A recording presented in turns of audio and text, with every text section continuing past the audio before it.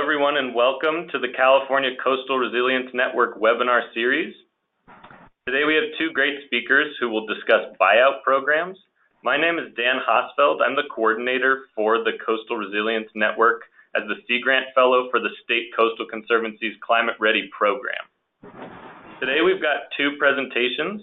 One will be from Fawn McGee, the director of New Jersey's Blue Acres program, and the next will be from Liz Koslov, Assistant Professor of Urban Planning, Environment, and Sustainability at UCLA. As a reminder for how the GoToWebinar interface works, if you have a question, you can navigate to the questions box and type it in at any point through the talk, or when we ask you for them, we'll prompt you towards the end once they're both done with their presentations. I will read your questions aloud. You're not going to be able to see what questions are coming up from other attendees, but I'll read them aloud and our speakers will respond, and you're welcome to follow up with more questions as they come up. Also, I'll point out we'll follow up after the webinar with a recording and with slides. So with those announcements out of the way, I'm just going to go ahead and turn it over to Fawn, who will give our first presentation, followed by Liz. Hello, everyone. First of all, Dan, thanks to you and the Coastal Conservancy for asking me to speak today. As Dan mentioned, my name is Fawn McGee, and I'm the director of New Jersey's Department of Environmental Protection Blue Acre Buyout program. My goal today is to give you an overview of our buyout program and what we've done after Superstorm Sandy. As you'll see, we've been at it for a while, and so there's a lot more information that I could share. If you want to dive a little deeper, we can do that in the question portion, as Dan mentioned earlier. So first, I thought it'd be helpful just to remind everyone of the extent of the devastation that Superstorm Sandy inflicted on New Jersey almost 7 years ago. We had over 365 homes damaged as a result of Superstorm Sandy. It was New Jersey's worst presidential disaster declaration. 2.8 million homes without power. We had 600 roads and tunnels closed. Over 80 water and wastewater plants were inoperable. 1,400 vessels were sunk or displaced. And then 6.2 million cubic yards of housing material and debris had to be removed, along with 100,000 cubic yards of debris just from our waterways. So it was nothing that we had dealt with before. It was bad. And even though a lot of the New Jersey coastline is up and running, we're still in recovery mode here 7 years later. Fawn, this is Dan. I'm sorry to jump in so quickly, but it looks like your slides haven't advanced. They haven't advanced? Since your title screen, what we're seeing is your title with your description there. Okay. So I think if you were able to just, on whichever screen you have that up, if you're able to just hit present and then we can follow along, that'd be great. Can you just hit present? That worked perfectly. So yeah, now just advance through and we're with you. Thanks for that. Sorry about that. Is that working, Dan? Yep, we're seeing them. Thank you so much. Wonderful. Okay, so the slide that is up now is just some of the stats that I was just kind of referencing, the way, some of the information regarding how Superstorm Sandy affected New Jersey. You may or may not know, New Jersey is the most densely populated state in the nation. We have 130 miles of coast, but we also have approximately 9 million residents. That's just about 1,200 people per square mile. With that, we are also very flood prone. 35% of our state is actually located in our special flood hazard zone, which also are where our population centers are. We've had 50 presidential disaster declarations since the 1990s and more than 1,000 flood events in the last 30 years alone. So this is who we are. This is what we have had to deal with for a considerable amount of time. And then we take our own history and we couple that with newer information that relates to climate change and sea level rise. Since 1990, we've been told the global sea level rise has risen 8 inches and it's projected to rise another 3 feet by the end of the century. And during the last decade, coastal flooding has sharply increased along with nuisance or sunny day flooding. Just here in New Jersey alone last year, 10 out of 12 of the months, we saw above average precipitation. And so that, of course, allowed us to set a new record in New Jersey. So again, we are at our new norm, it seems. It's no surprise that our New Jersey State All Hazard Mitigation Plan indicates that severe storms and flooding pose the greatest risk. So when we look at different disasters in New Jersey, precipitation and flooding seem to be where we are focusing how to combat these issues. And then we have the sobering report released from the Union of Concerned Scientists last June on the effects of sea level rise on coastal communities, and that put New Jersey right in the spotlight. Based on that report, by 2045, New Jersey will be the second in the nation, only behind Florida, with the most homes at risk, nearly 62,000 residential properties. And some of those homes, we know, are people with limited resources, including 15% containing elderly population. So we've got our work cut out for us here in New Jersey. Now, every state needs a toolbox to determine what the approaches are in dealing with disaster and recovery. And in New Jersey, we've used rebuilding, elevation, and buyouts as the options that have been made available. Now, if you still have a mortgage and you want to stay in your home, you can continue to pay that increasing flood insurance rate, but we all know that flood insurance isn't going to be the only answer.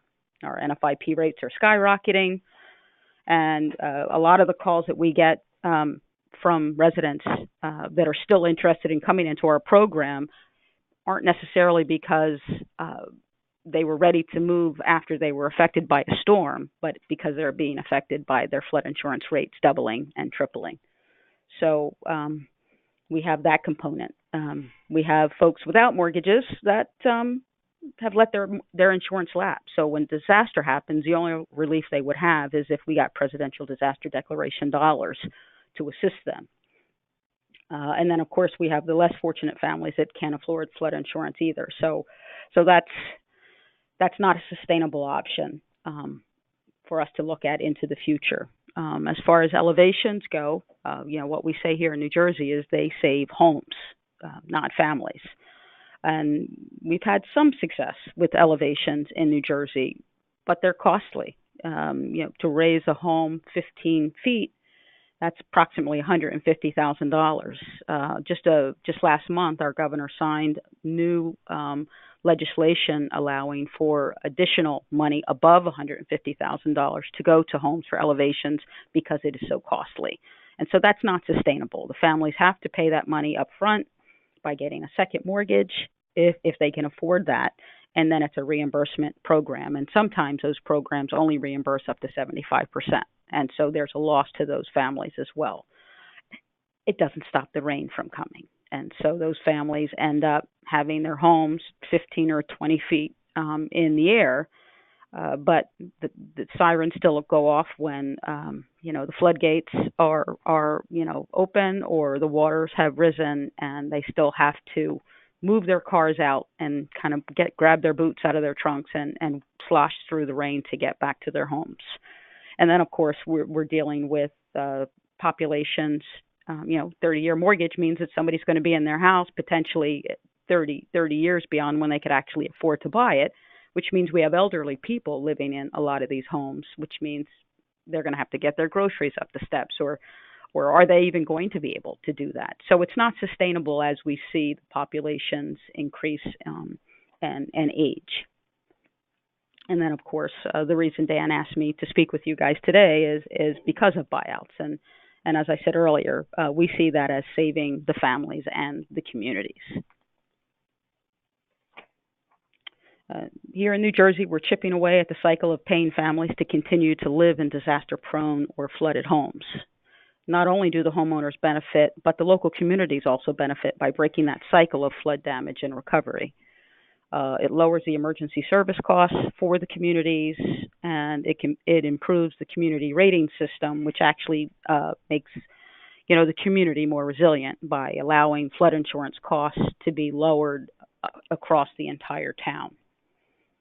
And the best part about this is that these communities, once we go in and we can target and pull out some of the homes in these flood-prone areas, we've created flood storage, and then the rest of that service area gets to live in a higher, drier, healthier community, what we call higher ground communities.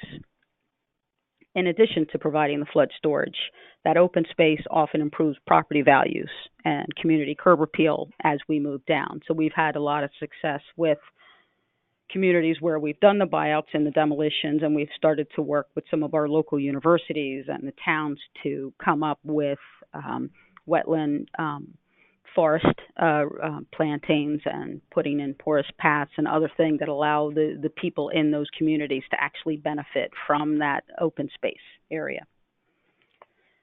And again, the last thing I'll say, of course, about buyouts here is that purchasing and demolishing homes is a permanent solution. It reduces the financial burden on those taxpayers to continually pay federally subsidized flood claims over and over again. It provides for hopefully a healthier community by removing those homes out of hazard. Now, the reason New Jersey is a leader today in buyouts is because the voters here had the foresight of passing bond referendums starting back in 1995, particularly for blue acre buyouts to help families in flood-prone areas. Initially, our purchases were at 100%. Blue Acres is under the Green Acres umbrella here in the state, and we are the conservation buyers for the Department of Environmental Protection. So we buy the land to create the state parks, we buy the land to create our fish and wildlife areas.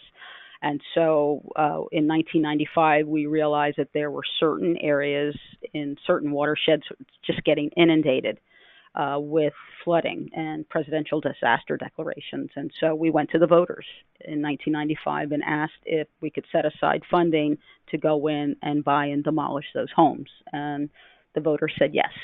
And so we have been at this since then. In 2010, we were able to work with our state police, who are our Office of Emergency Managers here in New Jersey, and they worked with all counties across New Jersey to create their hazard mitigation plans, allowing us for the first time to reach out to FEMA and apply to leverage our state dollars to go into these flood-prone areas to offer assistance.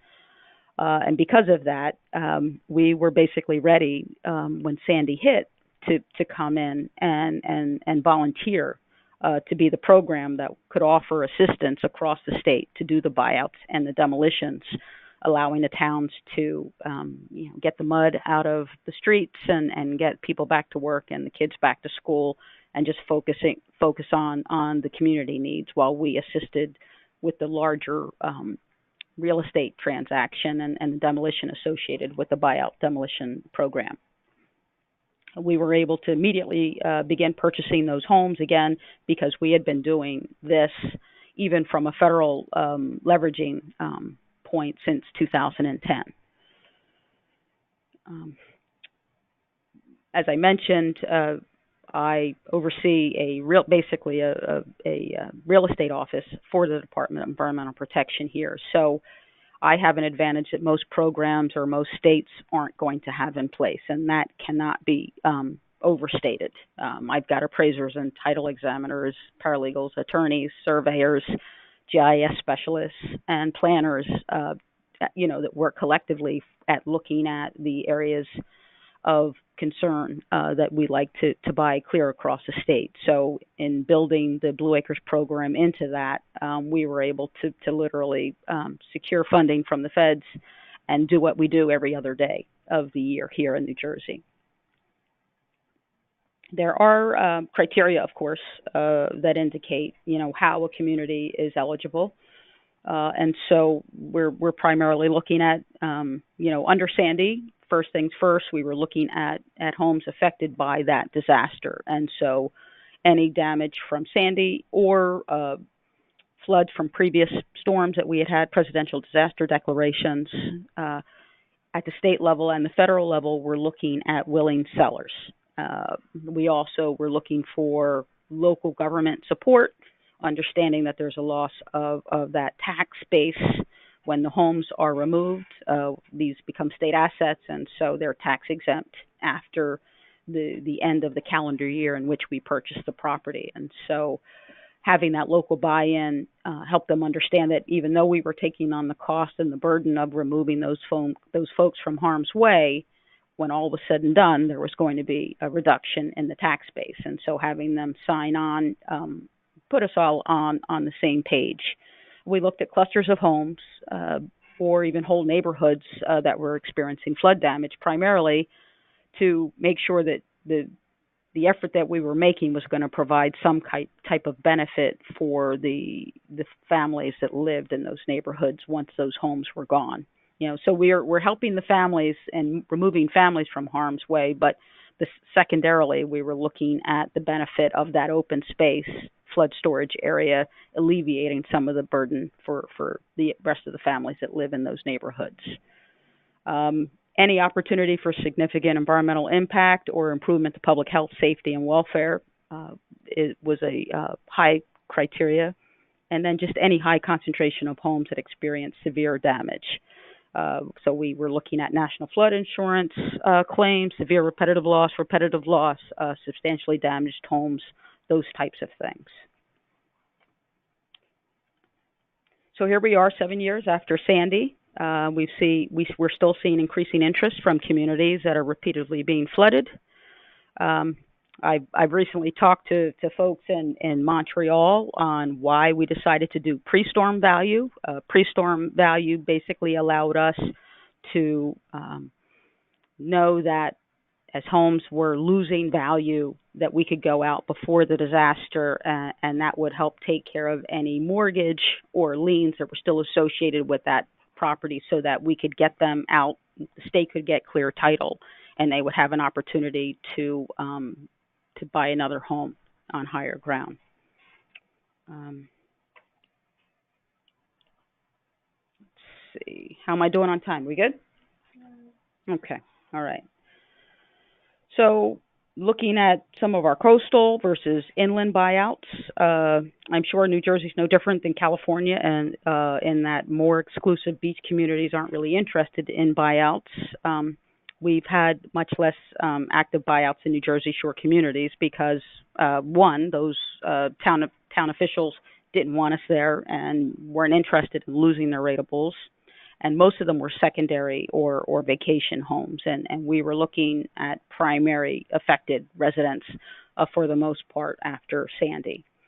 And along our coastline, a lot of those homeowners have insurance, or they don't need to have insurance because they can just afford to rebuild again and again and again. And I've talked to a lot of those folks that basically said, this anytime there's a storm, it allows me to go in and do a freshen things up and get my new Viking stove. So, we deal with those people. We say we're here if they're interested, and we go and turn our sights on people that are asking for our help. We've had better success in our waterfront communities along our southern, our southwestern Delaware Bayshore area, and then in our inland riverine communities. It's all a challenge, though. What you can see, or I guess it was on the last slide, right, is the Delaware Bayshore community. And there they actually made up stickers saying, "No retreat, save the Bayshore communities." And the town fought us to not come into their town. But we pushed forward anyway without their assistance, and because the families asked for our help.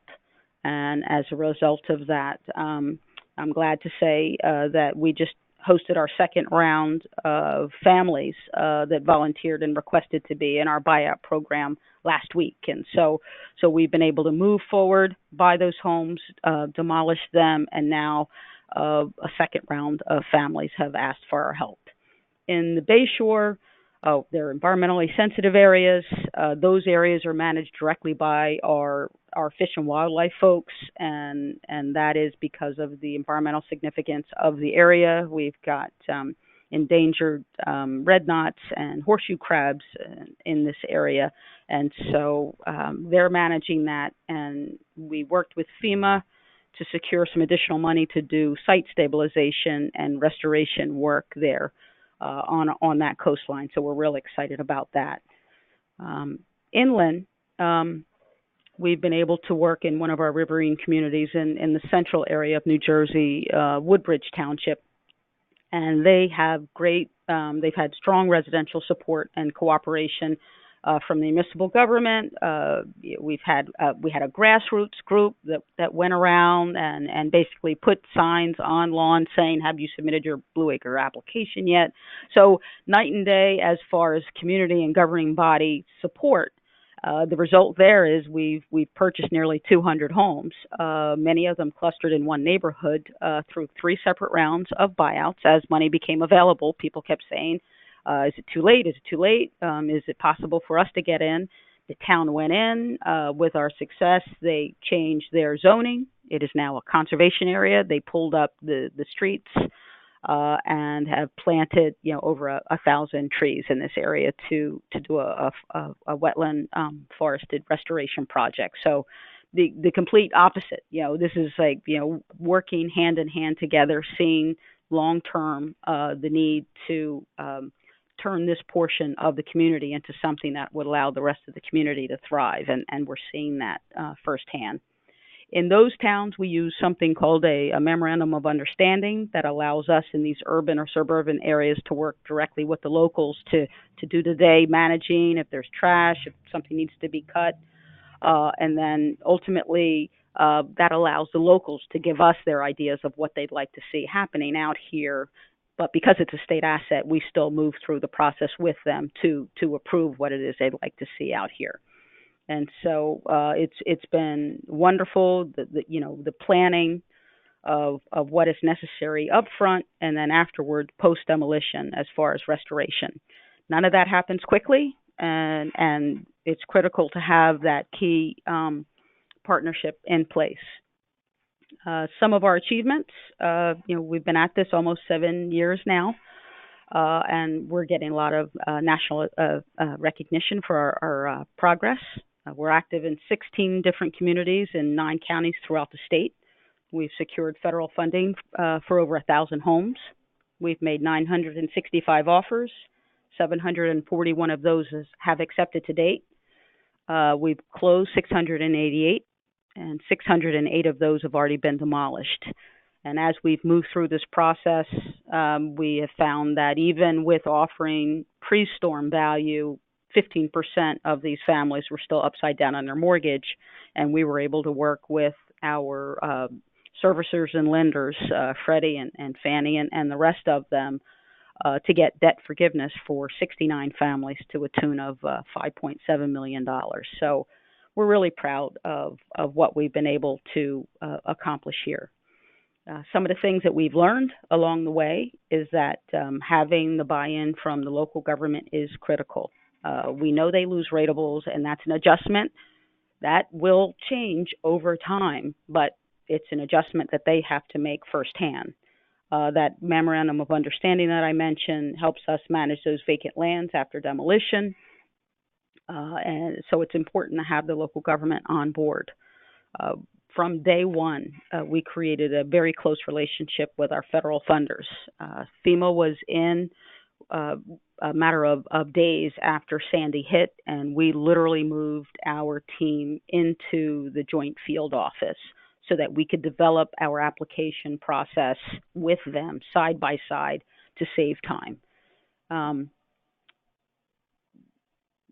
You have to be willing and able to have compassionate staff members that are willing to sit across the table and listen to these families tell their stories, and then gently walk them through the process to the closing table.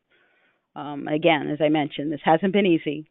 It's required a lot of persistence and commitment to the mission, and in some cases, the tenacity and willingness to forge new paths and new ways of getting things done, as we did with the folks that were upside down on their mortgage. Lastly, I just want to say that this program was not created overnight. We have been here for a long time and looked at the problems that we have had here in New Jersey and realized that we were in it for the long haul. We learned very quickly that we needed to plan and strengthen the program that we had in place, and we needed to build a framework for long-term strategic managed retreat. We know that the success of the program really rests on advocating for those that have few options or few resources. And so those compassionate staff members that I mentioned really connect with the property owners on an emotional level. And whether they like the offer that we give them or not, they feel like they've been heard. And that helps them make one of the hardest choices that they're going to make on their life of leaving their home and moving on with their lives. Expect the unexpected. We could not have anticipated that those 15% of those homeowners were going to be upside down in their mortgage, or and that we were going to have to learn how and deal with negotiating short sales and foreclosures. A lot of folks moved out of their homes as we moved further away from Sandy, and their families wouldn't live in them, but they rented them out. And so we've had to build a tenant relocation program within our real estate office. And then, of course, dealing with historic homes. We've worked with cultural societies to come in after we bought them and to remove beams or doors or do oral history with owners so that that history wasn't lost forever. And so these are all ideas in which the program had to grow and adapt. So if I could say anything, I would say don't be limited by your mission. Be prepared to grow beyond it. Thank you.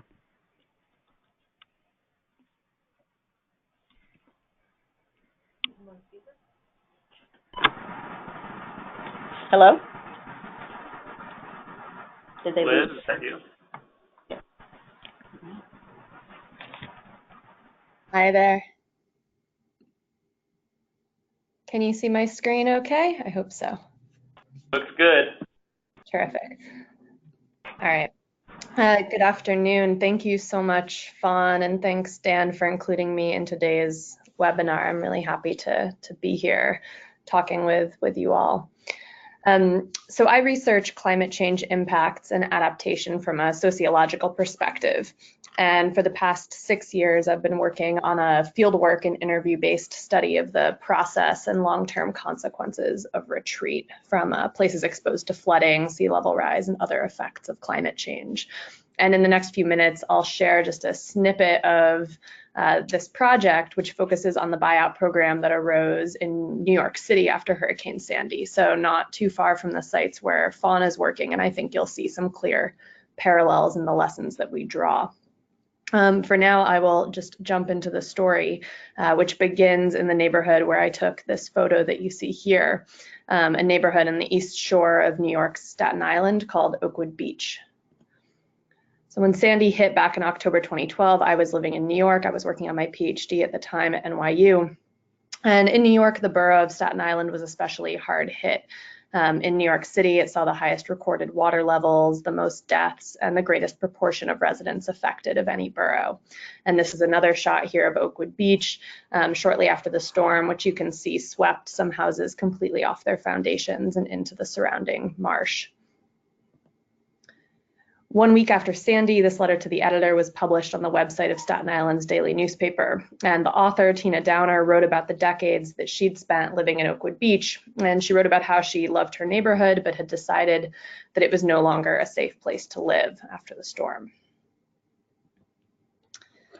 Sandy was not the first time that Oakwood Beach was devastated by a storm, and back in 1992, a nor'easter flooded the neighborhood, and this led a group of residents, including Tina, to form a neighborhood group that they called the Oakwood Beach Flood Victims Committee.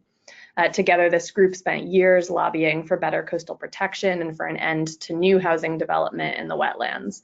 But very little came of their efforts, and it was then 20 years after that nor'easter that Sandy hit. For many longtime residents, Sandy was the final straw. And not long after Tina's letter appeared, she helped organize a community meeting. At that meeting, more than 200 of her neighbors showed up, and they took a vote. They took a vote on who wanted to stay and rebuild and kind of keep fighting for better flood protection, and who wanted to relocate elsewhere, provided they could get government support to do so. So to Tina's surprise and to the surprise of other people who were present, it was nearly unanimous that people in Oakwood Beach wanted to get out. So after that meeting, the Flood Victims Committee reformed, but now calling themselves the Oakwood Beach Buyout Committee. And they put together a plan for buyouts and began pushing it to local city and state officials. This time they were successful, and less than 3 months later, in February 2013, New York State's Governor Andrew Cuomo traveled down to Staten Island and announced his support for a pilot buyout of the neighborhood. He praised Oakwood Beach's residents for coming together, and he said that those who chose to participate in the new program would receive the pre-storm value of their homes, plus a set of incentives. So they would get 5% for relocating somewhere else within New York City, and then they would receive an additional 10% for moving as part of this kind of targeted cluster of homes. So for their collective willingness to move. Now, community organizing to disperse itself in this way is relatively rare. And as we know, even residents in places with recurrent disasters generally don't relocate, and post-disaster policies remain largely geared to rebuilding homes and infrastructure in the same places where they were before. And for the sake of time, I'm not going to go into detail here, but we'll just say that there are good reasons for this. And there's an extensive body of social science research, including these two books by Kai Erickson and Mindy Foley-Love, that demonstrate the negative social, economic, and physical and mental health impacts of forced relocation in numerous contexts, from disasters to urban renewal. And as you might recall, top-down proposals to convert some hard-hit parts of New Orleans to green space after Hurricane Katrina were met with very fierce resistance from the residents who lived there. And this is a familiar story for those of us who study relocation and retreat, the mere mention of which has tended to be seen as a non-starter or as politically toxic in many places. After Sandy, Oakwood Beach at first seemed like an anomaly. But then I watched as residents in other neighborhoods along Staten Island's shore began organizing buyout committees of their own, pressing the state to expand its program to include them too. So this is a picture that I took in Ocean Breeze, that's just up the shore from Oakwood Beach. This is from a meeting in Crescent Beach, further down the shore. And this is from a demonstration in South Beach, up near the Verrazano Bridge. One of the signs says, "Governor Cuomo, senior, sick, tired, broke, buy me out, please." And this is a picture that I took in Graham Beach, where one man had put signs all around his house asking for a buyout. And this one says, "Governor Cuomo, Mother Nature wants her land back, buy us out and give it back." In the weeks and months after Sandy, homeowners all along the shore organized in favor of buyouts, pleading with government officials to fund the demolition of neighborhoods that some of them had called home for generations. But despite this kind of widespread local support for buyouts, not everyone thought that redrawing the coastline in this way was a good idea. In particular, New York's mayor at the time, Michael Bloomberg, who often spoke of having been the one to reclaim the city's waterfront for development, came out very strongly against the idea of retreat after the storm. "As New Yorkers, we cannot and will not abandon our waterfront," he said. Rather than unbuild in the face of growing risk, he wanted to do the opposite. So offering homeowners roughly the same amount of money as the state, the city's Build It Back housing recovery program proposed to acquire land, but allow it to be auctioned off to the highest bidder, so to anyone who promised to rebuild in a more flood resilient manner. But selling one's land for redevelopment, so that as a number of people in Staten Island put it to me, some wealthy person could live there instead, felt very different than giving it back to Mother Nature, which many were casting as a kind of sacrifice for the greater good, as giving up their land to create a natural buffer of open space that could help protect their neighbors further inland, not to mention taxpayers at large from the cost of paying out in future disaster aid and insurance claims. So to mediate these competing government programs and kind of conflicting visions of the future coast that arose, the city and the state at first proposed using FEMA's flood maps to decide which places were risky enough to warrant retreat. These are the flood insurance rate maps. Homeowners in Zone V, the area at risk of both flooding and extreme storm surge, were told that they would be eligible to apply for state buyouts, while those in Zone A, sharing the same risk of flooding but a lower risk of storm surge, could apply to sell their land to the city for redevelopment. And this was a proposal that very quickly proved enormously controversial. It did so, first of all, because FEMA's maps, which were in the process of being revised when Sandy hit, did not take the storm's damage into account, and they did not remotely map onto that damage. And as has become a familiar story in many recently flooded places, in New York City alone, more than 21 square miles of land that flooded was outside of FEMA's 100-year flood zone. In addition to taking issue with the map's ability to accurately represent current levels of risk, people also took issue with the way that by depicting risk as kind of the static attribute of a place, the maps worked to naturalize that risk and erase the processes through which it had been historically produced. So older residents, for instance, spoke quite a bit about a time when the line between land and water was far less clear-cut in their neighborhoods, when homes sat, like you can see here, on pilings in the wetlands with water and creeks flowing out between them. With much of the wetlands and the creeks filled in over the past century, people who recall how it used to be blame today's chronic flooding on the fact that the water simply has nowhere left to go. This is a picture of how you can see it looks even on a sunny day after a heavy rain. This is not a picture from Sandy. This is the same neighborhood as the previous photo. Part of the reason that people did not want their land redeveloped once they left was because they blamed past development decisions for producing greater flood risk over time. The man on the right in this picture said it was exactly the kind of resilient new housing favored by the city that had contributed to the damage his own house suffered during Sandy. So he's standing here in his own backyard. His house is kind of behind where the picture is taken. And he's standing in front of what he called the wrong way seawall that protected this townhouse development you can see built adjacent to his backyard during the storm, but then worked to displace water onto his family's small wooden bungalow, destroying it and the homes of his neighbors. The plan to use FEMA's maps to delineate the boundaries of buyout areas frustrated people also because the lines of risk on the maps transgressed these social boundaries. They divided neighborhoods, streets, attached houses, and buyout groups that had already been organizing, making their own maps that you can see here of houses whose owners wanted to sell. So it ultimately became clear that FEMA's maps would not provide workable boundaries for retreat, and the state wound up relying largely on residents' own boundaries to define the two areas where they eventually granted additional buyouts. And this took many months after the declaration of that initial pilot area. So to cut a long story short, only a fraction of those who mobilized in support of retreat in Staten Island wound up being included in the state's program. And in the couple of minutes I have left, I want to discuss what we can take away from this mobilization for retreat, from both its potential as well as from its limits. So this case shows, on the one hand, that retreat does not have to be top-down or forced. It can, and indeed it should, be locally organized and a process that gives people a sense of agency and control. In this case, key to organizing and garnering local support for buyouts included forms of social infrastructure. So pre-existing neighborhood organizations like the Flood Victims Committee, activists like Tina, who people already knew, trusted, and identified with, public spaces to hold community meetings, and a daily local newspaper that helped spread the word that this push for buyouts was happening and that buyouts were even a possibility.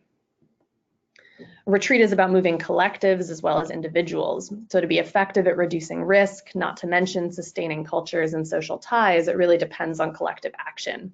And you can see from this photo of houses in the Oakwood Beach buyout area, in this case, people were literally attached to one another, but they also cared very deeply about what their neighbors did. So when it seemed like everyone on a block wanted to go, pursuing a buyout became a way of belonging and kind of paradoxically affirming one's social identity rather than selling out and abandoning it. But it's important to look critically too at which identities and ways of life were affirmed, valued, and protected through the buyout process. So in this case, those who succeeded at getting bought out were predominantly white, working and middle-class homeowners with the political power and connections to get their demands heard and at least to some degree met by the system as it stands. So they had what anthropologist Elizabeth Marino has termed adaptation privilege, afforded by policies like buyouts that are premised on property ownership and thus tend to disproportionately exclude people who are poor and people of color, who are the very people that were disproportionately affected by Sandy and are disproportionately affected by the impacts of climate change. So African Americans, for instance, were historically prohibited from purchasing homes in these neighborhoods on Staten Island's east and south shores, neighborhoods that arose in part as the result of white flight and where housing discrimination still exists today. We know that homeownership, like the ability to move, is not distributed equally, and retreat policies that don't take into account these unequal landscapes that already exist threaten to further compound and exacerbate inequality through the process of climate change adaptation. But even for those in a position of relative privilege in one of the wealthiest cities and wealthiest countries in the world, resources to retreat were still incredibly hard for people to come by. Buyouts have high upfront costs, and there are no clear guidelines for how to distribute buyout funding. One of the genuine problems for policymakers who I spoke to is that of precedent. So when you decide to fund a buyout of certain neighborhoods or streets, where do you stop? Do you fund people who were hit hardest by the last storm? If you want to be proactive, how do you start to determine where is most at risk? And as we saw with FEMA's maps, decisions about how to bound a retreat can very easily lead to conflict, especially when the eligibility criteria divide communities or are seen as being opaque, undemocratic, or unjust. We might expect retreat to be based primarily on physical geography, so on factors such as elevation and proximity to the coast. But in practice, as I think Fawn's example of the inland and the coastal situation in New Jersey shows, it's based as much on social, political, and economic geography. So we see retreat represented as inevitable and even desirable for some places, and these are places that typically have a long history of being seen as expendable or peripheral, a point that geographer Carol Farbacco makes about small island nations in an article called Wishful Sinking. And then in other places, urban centers like New York City, retreat is still largely rejected as an impossibility, viewed as kind of the opposite of progress in spite of extreme environmental risk. And my research is tracking the ways that this is starting to change, revealing the early stages of people saying that they don't want to rebuild again and again after ever more frequent and severe disasters in the face of rising flood insurance rates, showing how new groups are coming to see themselves as vulnerable and laying claim to resources to adapt, which is a trend that has vast implications, not just for those who manage to retreat, but also for the so-called holdouts and trapped populations they leave behind. And in New York too, this also included people with underwater mortgages that a buyout on its own could not make whole. And then also has impact on people who are living in these inland and higher ground neighborhoods that are set to become newly desirable as the waters rise. So the challenge I think we all face is to find ways to retreat that are both environmentally and socially sustainable, that bridge social and ecological goals without focusing on one at the expense of the other, because they are in so many ways interdependent.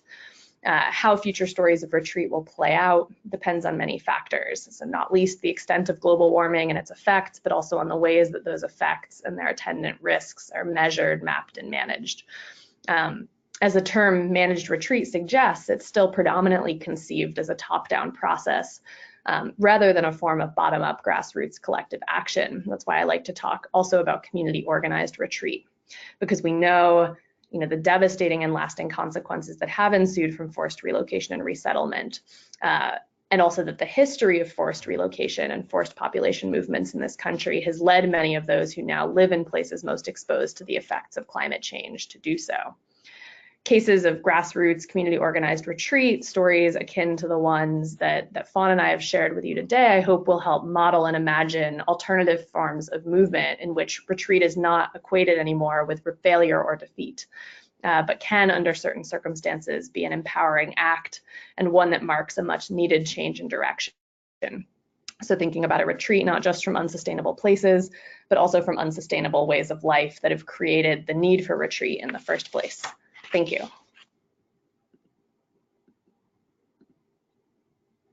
Great, thanks Liz, thanks so much. So we're gonna transition over to questions. So first I'm gonna bring Fawn's audio back in here. So Fawn, if you'll accept the request we just sent you. We have a few good questions coming in that look like we've got a couple for each of our presenters. First, for Fawn, did the FEMA money that you received lag? Recent studies have said average time for buyout money to be available is over 5 years. If so, do you see people that might be willing to sell rebuilding instead because of the wait time?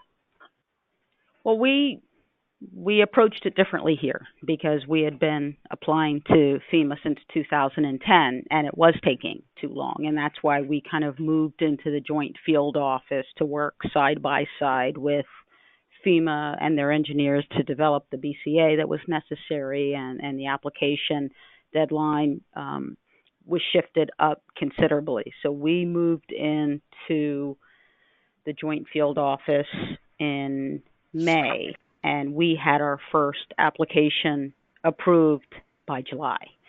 And so we started working. So I think once you learn the system, you have to force FEMA to work at your pace. I think that, the federal government will tell you that it's mitigation is a long process, and it takes, at minimum, 24 to 48 months to do it. And I think that if you know what you're looking to do, you just have to get up, in their faces and get at the table and force it to work quicker. I've talked to other open space coordinators throughout the country, and there are states that refuse to apply to leverage those state dollars. And in New Jersey, we just don't have the luxury of waiting for state funding to do everything because our situation is dire. And so leveraging those dollars with the feds is mandatory for us. And so we have just built a close relationship with figuring out what it is that they actually need, and then modeling everything to satisfy their criteria so that we can move as quickly as possible. I don't know if that answers the question completely, but that's been our own experience of how to push back on that wait game. We just refuse to wait. Yeah, great. Thank you. Another question for you, Fawn. For the more resistant communities that you were talking about, do you think it was a concern over the loss of a tax base? Absolutely. Loss of the tax base. The Delaware Bayshore community, Down Township in Cumberland County in particular, has a very small, residential community. The rest of it is really, salt marsh and a lot of, sandy, undevelopable areas. And so that little corner, the mayor was doing everything he could to keep those residents there. The problem was the families had enough. And so what we said to the mayor was, if you want this to be a vital community sometime in the future where you think you're going to build walls and you're going to get, public water and public sewer and all these other wonderful things, then you need to put the money up front to allow those families to move on with their lives, and then you potentially do something with these properties in the future. But the reality is it came down to, in the second round, those families actually petitioned the mayor to say, you cannot tell us who we can sell our properties to. And if you're not going to buy it, then we are allowed to move forward, but we're ready to move on. And so it was a loss of rateable, and it was still families first. And so we've made the adjustment. When we went back down for our second kickoff meeting that we had just recently, we still allowed the mayor to welcome us to the meeting. And he said to the families in the room, I'm still not happy with the program, but I completely respect the professionalism and the way that they have handled everything and kept the town informed. And so, like it or not, we kind of pushed and allowed the family's voice to rise to the top so that we could get them out of there.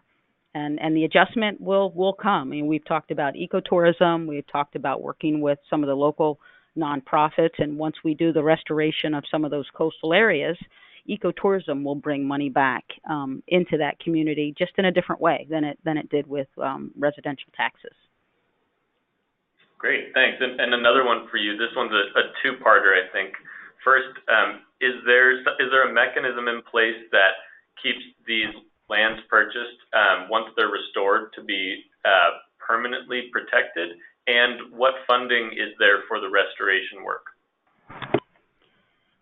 Well, our state funding, we actually have state funding to do buyouts, and our legislative mandate is to protect these lands in perpetuity. As I mentioned, we're probably the first state to approach build out by 2050, and so the residents here recognize the need to save as much land as we can that's left. When it comes to buyouts, we take that state legislative restriction and then we add that federal restriction, and so We're doing buyouts. Liz mentioned buyouts versus acquisitions. We're not doing acquisitions here in New Jersey. We're doing strictly buyouts, which means it's purchased, it's demoed, and it's protected in perpetuity.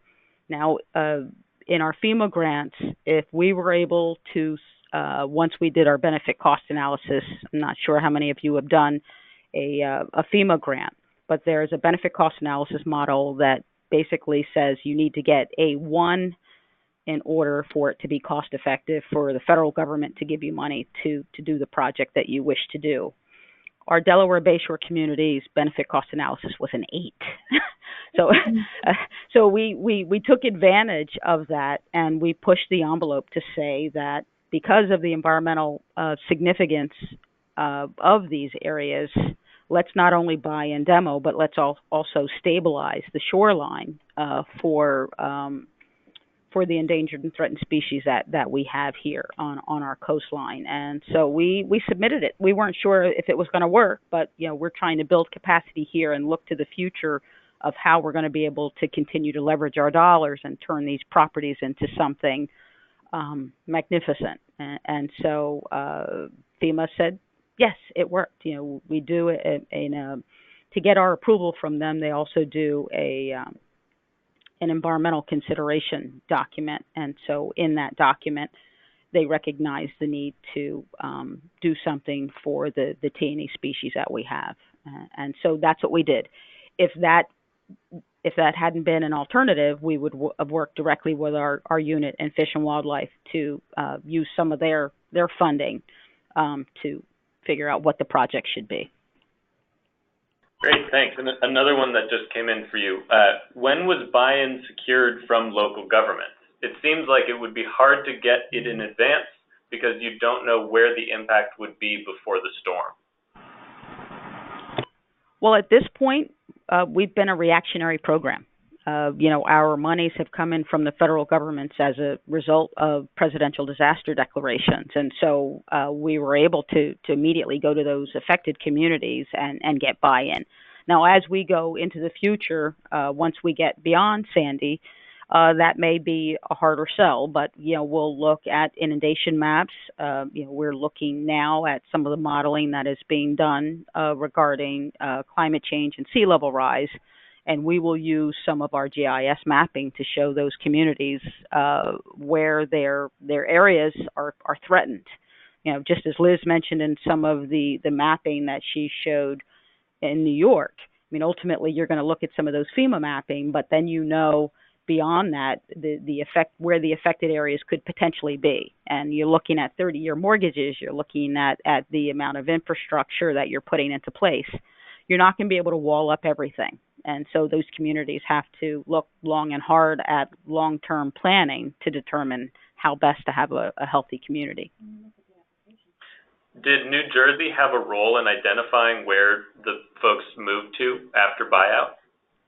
We do not. We do not. And, so many people have asked, what's unique in that when we're buying a piece of property, normally for our department divisions, we pay, they pay taxes through whatever the date of closing, and then we pay the difference back. And so if there's a per diem rate, we know exactly where that homeowner is so that we can send them the check back on any overage that they paid at the closing table.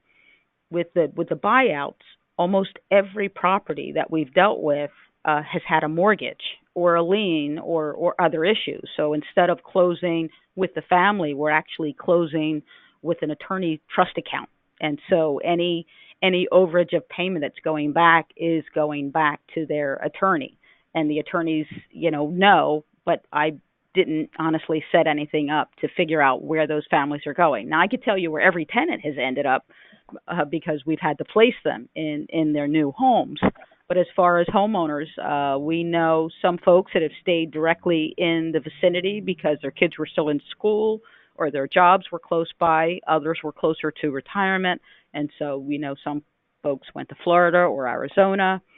And so, we know a little bit, but not across the board where they've ended up. I do know in the future that will be a question. I will certainly ask so that we can kind of track where people are relocating to. Great, thanks. I'd like to point out we're coming up on the hour here. We do have a couple questions for Liz that have come in, but I'm going to do a last call here for any questions that folks want to get in before we say goodbye. So Liz, we have a couple here. One, presumably some of the resistance from the city is related to not wanting to shrink the local tax base. Have you heard of any innovative approaches to both allow willing sellers to retreat while preserving that tax base to the satisfaction of the local government? Yeah, thanks for that question. So this was certainly a concern in New York City, but not, to the extent of smaller municipalities. I mean, these houses were really kind of a drop in the bucket. I think, that was part of the role of the incentive that was offered for people to stay within the 5 boroughs when they relocated, both to help kind of preserve the tax base, but also to give people the funds they needed to stay nearby, so near to schools and jobs and their communities and social support networks and so on. Because I think the bigger issue in New York City was that these houses that are recurrently flooded and in the floodplain are some of the last really affordable homes that you can buy in New York City. And so I think there was a concern about losing so many of those homes permanently through the buyout process, and those aren't affordable homes that are being replaced elsewhere in the city at this point. So as Fawn mentioned, buyouts tend to be kind of uncoupled from where people wind up going. And that I think was the bigger issue in terms of concerns about scaling up the program in the city. In terms of other innovative approaches, one that I heard a bit about that I thought was really interesting that didn't, wind up working as envisioned in this case, but I think offers, a potential model if it can work in the future, is from a town called Mastic Beach in Long Island, where they were dealing with a situation where it's a pretty small community. They have high ground in the town center and then kind of low-lying areas around that are recurrently flooded. And many of the people in those low-lying areas had their houses damaged in Sandy, wanted to get bought out, but the town would have really suffered had all of those people left. They didn't want to lose the population. The issue was that the high ground in the town center had something like 500 of these bank-owned, foreclosed, and vacant, quote-unquote, zombie homes. And so the mayor at the time was really pushing to try to get legislation that would force the banks to do house swaps with people in the flood zone. And I thought that was kind of an interesting proposition because there are other places I know dealing with situations like that. And can I add to that? Absolutely. Well, and Liz, that's the dream, I think, at looking into some of these other neighborhoods. It's been something on my list since we were able to really bring in a relocation team. We're actually starting to do it with homeowners that can't find homes. But I think that's the missing link of where we need to go next when we're looking long-term at buyouts, because there are so many abandoned or foreclosed homes in these areas. And the next step is to start the next conversation, I think, with these banks and these servicers. So that's a good point. Great, and so I think maybe we'll do a final question here. Liz, this one is also directed towards you, but obviously you can both chime in. You used the great term community organized retreat, and I'm wondering if you could talk a little bit about other resident level buyout interest that is in maybe other regions of the United States. Yeah, absolutely. So I have an article that I wrote a few years ago called "The Case for Retreat" in the journal Public Culture. It's open access online, and in doing the research for that, I was really trying to look for some of these other examples of retreat or buyouts or other forms of relocation that really proceeded in this way. And I was able to find a number of them. I write in that article a little bit about some towns in the Midwest where most of the buyout funding has been directed thus far after the Great Midwest Floods in 1993, 1998. So there are some examples there where towns actually rebuilt themselves on higher ground as a collective. I think in terms of the writing and thought that's happening on community organized or community driven or community led relocation related to climate change. Most of the work on that has been coming out of Alaska Native villages, where they are dealing, have been dealing for a long time with melting permafrost and coastal erosion, and organized very, very early on, decades ago in some cases, to try to get support to move elsewhere. But they're in a very tricky situation because they don't have kind of the individual property ownership model that buyouts are set up for. But they've done a lot in terms of thinking about what would governance frameworks for more community-led retreat look like. They're communities that were forced to settle there originally, that were initially nomadic. I think there's another example too in Ile de Jean Charles in Louisiana, where that's been a very fraught process and practice, but the tribe there has, really organized around a vision for relocating their entire community. That is running into some obstacles in terms of how it can play out. But I think there are a number of examples from across the country of doing this. Great, thank you. And okay, thank you so much, Fawn and Liz. Thanks for joining us today. Thanks for sharing some of your expertise and letting us listen into that conversation. And also thank you to our attendees for tuning in today. We'll follow up with the recording of the presentation today, along with the slides of the presentations you saw. And with that, we're going to end it and say goodbye. Enjoy the rest of your day. Thanks, everyone. Thanks so much. Thanks, Dan. Thanks, Liz. Thanks, everyone.